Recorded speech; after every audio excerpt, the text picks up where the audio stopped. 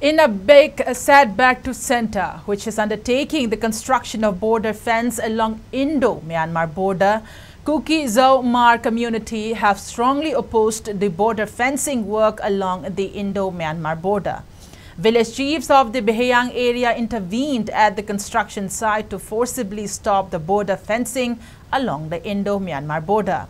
According to them, the construction of border fencing is a violation of the Free Movement Regime (FMR), which was initiated in 2018 as a part of the India's Act East policy.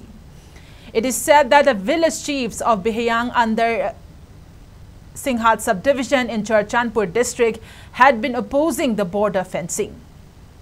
Meanwhile, supporting the protest of village chiefs, publicity wing of Total Zoli group also opposed the border fencing, claiming that the FMR enhance local border commerce, accessibility of education and healthcare for border inhabitants and reinforce diplomatic relations. It also claimed that the Behiang region, traditionally inhabited by the Zow tribe, has consistently cooperated with the Central Security Forces responsible for maintaining the border. It drew the attention of central government to reconsider their decision on border fencing. It also cautioned the central government that unnecessary complications will be resulted if border fencing is carried out in the area.